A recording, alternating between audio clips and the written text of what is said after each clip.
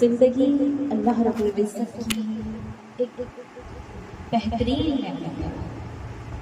جو نعمتیں رب کائنات نے ہمیں نوازی ہیں، ڈھیروں ہزاروں کروڑوں نعمتیں ہیں، ان تمامی نعمتوں میں ایک عظیم و شان نعمت ہے جسے ہم زندگی کے نام سے جانتے ہیں. زندگی ہے تو دنیا کی باقی چیزوں باقی نعمتوں سے بھی ہم سرفراز ہو رہے ہیں.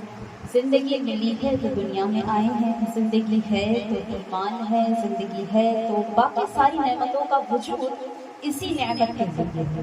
زندگی ہے تو پھر ماں باپ ہیں، زندگی ہے تو پھر شوہر ہے، زندگی ہے تو پھر بچے ہیں، زندگی ہے تو دولت ہے، تجارت ہے، کاروبار ہے، باقی ساری چیزیں.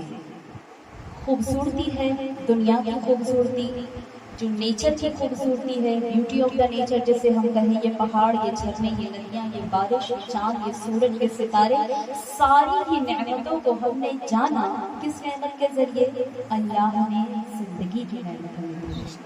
تو اس زندگی کو بیکار نہ سمجھیں. ہم یہ سمجھتے ہیں کہ کیا ہے، بس کٹ رہی ہے نا. اکثر لوگوں سے پوچھے کہ بھائی زندگی میں کیا چل رہا ہے؟ ہاں بس چل رہا ہے. تو سب سے پہلے خود کو یہ برابر کرائیں کہ یہ جو چیز زندگی ہم جو جی رہے ہیں یہ بہت قیمتی چیز ہے، اور یہ قیمتی چیز بس بہت مختصر سی مدت کے لیے ہمیں ملی ہے. ایسا نہیں ہے کہ ایک ٹائم پیریڈ ہے اور فکس پیریڈ ہے کہ 70 سال ملے ہیں، 80 سال ملے ہیں، 50 سال ملے ہیں، 10 سال، 20 سال. کوئی بھی کسی بھی عمر کا کسی بھی ایک پیریڈ کا دعویٰ نہیں کر سکتا.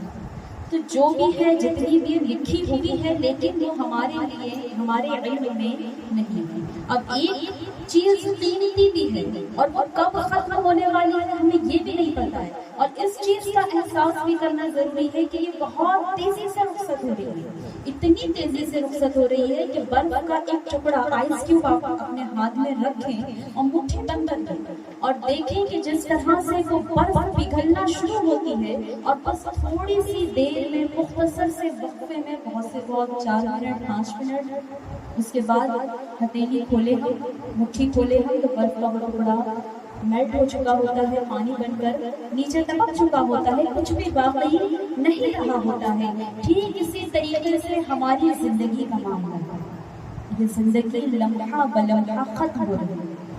جو ایک بہت بڑی نعمت اللہ نے ہمیں دی ہوئی ہے، یہ نہیں ہے کہ ہم نے اس کو باندھ کر رکھا ہوا ہے یا روکے رکھا ہوا ہے، یا ہمیں پتا ہے کہ میرے پاس ابھی 5 سال اور ہیں یا 10 سال اور ہیں یا 20 سال اور ہیں یا 30 سال میرے اور بچے ہوئے ہیں. نہیں، کوئی بھی اس چیز کی گارنٹی نہیں دے سکتا. بہت تیزی سے یہ برف زندگی کی ہماری مٹھی میں سے پگھل رہی ہے، پگھل رہی ہے، پگھل رہی ہے. اور کس طرح سے؟ جو ہم سانس لیتے چلے جا رہے ہیں، جیسے جیسے سانس لے رہے ہیں اتنی ہی تیزی کے ساتھ زندگی ختم ہو رہی ہے. کہ اگر مثال کے طور پر 70 سال کی زندگی لکھی ہوئی ایک ایوریج انڈینس کی ہم دیکھیں اور آج کل کے دور کے انسان کی دیکھیں تو 70 سے 75 سال بہت چیز ہے نا. یہ ایک ایوریج چل رہا ہے ریشو. تو اگر اتنی بھی زندگی ہے تو اب اس میں سے اگر ہم 30 سال کی زندگی گزار چکے ہیں تو اب جو ایک سانس لے رہے ہیں، اگلی سانس لے رہے ہیں، ایک دن گزر گیا، 2 دن گزر گیا، 3 دن، جیسے جیسے وقت بڑھ رہا ہے ہماری عمر گھٹتی جا رہی ہے، گھٹتی جا رہی ہے، اور ہم کہاں جا رہے ہیں؟ قبر کی طرف جا رہے ہیں. تو قصہ مختصر یہ کہ زندگی بہت مختصر سی ہے، یہ نعمت بہت جلدی ہی ختم ہو جانے والی ہے. اب جب نعمت دی ہے تو اس کا مقصد بھی ہے.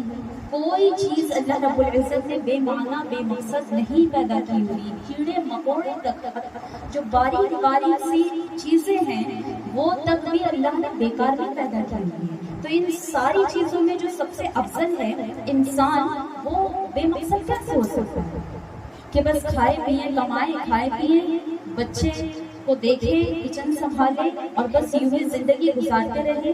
تو یہ تو جو ہے جانور بھی کر رہے ہیں. اتنی ہی اگر انسان کی زندگی کا یہی مقصد ہے بس تو پھر یہ زندگی، یہ روٹین تو جانوروں کی بھی ہے کہ وہ بھی صبح سے نکلتے ہیں، بچوں کا کھانا تلاش کرتے ہیں، شکار کرتے ہیں، بچوں کی حفاظت کرتے ہیں، انہیں سردی گرمی سے بچاتے ہیں، بارش سے بچاتے ہیں، ان کی حفاظت کرتے ہیں، ان کی خاطر لڑتے ہیں، ان کی خاطر جان دے دیتے ہیں، سب کچھ کرتے ہیں۔ تو انسان کیا کمال کر رہا ہے؟ اگر ہم ماں باپ بن کر کے اپنی ڈیوٹیز نبھا رہے ہیں، بچوں کو پروٹیکٹ کر رہے ہیں، انہیں فیسلٹیز دے رہے ہیں، ان کی خاطر لڑ رہے ہیں، ان کی خاطر کما رہے ہیں، پسینے بہا رہے ہیں، تو ایکسٹرا کیا کیا جائے؟ ایک کتا بھی وہی کر رہا ہے، ایک بلی بھی وہی کر رہی ہے، ایک چھوٹا سا ننھا سا پرندہ بھی وہی کر رہا ہے۔ تو اس میں اور ہم میں فرق کیا ہے؟ فرق ہے اسلام کا، فرق ہے ایمان کا، فرق ہے ہدایت کا، فرق ہے خدا کی مانتے ہوئے زندگی کو گزارنا۔ یہ چیز اس لیے دی گئی نا، وَمَا خَلَقْتُ الْجِنَّ وَالْإِنسَ إِلَّا لِيَعْبُدُونِ۔ جب قرآن میں یہی فرما رہے ہیں کہ ہم نے جنوں اور انسانوں کو اس لیے پیدا کیا کہ وہ ہماری بندگی کریں۔ تو عبادات اللہ کی عبادات بھی ہے، پھر جو ہے بندگی میں دیکھیں تو ہم زندگی کے تمام تر ہمارے معاملات کو ہم بندگی میں کاؤنٹ کر سکتے ہیں اگر اس کے تھوڑے سے طور طریقے اور سوچ سمجھ کے معاملات ہم بدل دیں، نیتوں کو بدل دیں، تو زندگی کی ڈیلی روٹین کے ہمارے کام، یہ کھانے بنانے، یہ بچوں کی تربیت، یہ ان کا خیال رکھنا، یہ ساری چیزیں بھی عبادات میں شامل ہو سکتی ہیں۔ اس سے بھی بندگی کہا جائے گا۔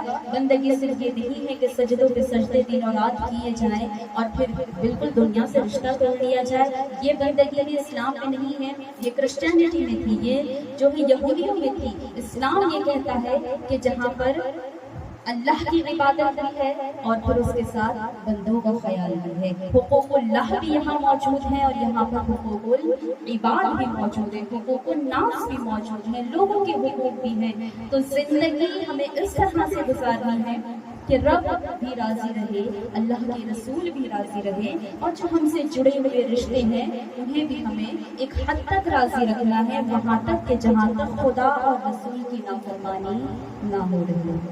اگر کوئی فیصلہ، کوئی معاملہ خدا اور رسول کی مرضی کے خلاف جاتا ہے تو پھر اس میں فرما برداری کا حکم نہیں آتا ہے۔ مثلا ماں باپ اگر نماز سے روکیں، ماں باپ اگر پردے سے روکیں، ماں باپ اگر بے حیائی کا حکم دیں، ماں باپ اگر جو ہے بے حیا کر کے ہمیں یوں گھمانا چاہیں، تو اس طرح کے معاملات میں پھر فرما برداری کا حکم نہیں ہے۔ فرما برداری وہی تک ہے، یا کسی کا خیال، کسی کو راضی رکھنے کا خیال وہی تک ہے، بس اتنی سی ایک چیز یاد رکھیں کہ جہاں پر خدا اور رسول، قرآن اور حدیث کی نافرمانی نہ ہو رہی ہے۔ کوشش کریں کہ بیلنس کر لیں، ہم ایکول کر لیں، کوئی راستہ نکال لیں کہ یہ بھی راضی ہو جائے اور رب اور رسول بھی راضی رہے۔ اگر یہ بیچ کا بیلنس والا راستہ نہ نکلتا ہو تو پھر لوگوں کی ناراضگی کی پرواہ نہ کی جائے گی، اینڈ میں جو رزلٹ ہم نے پانا ہے وہ اللہ اور اس کے رسول کی کو راضی کر کے پانا ہے۔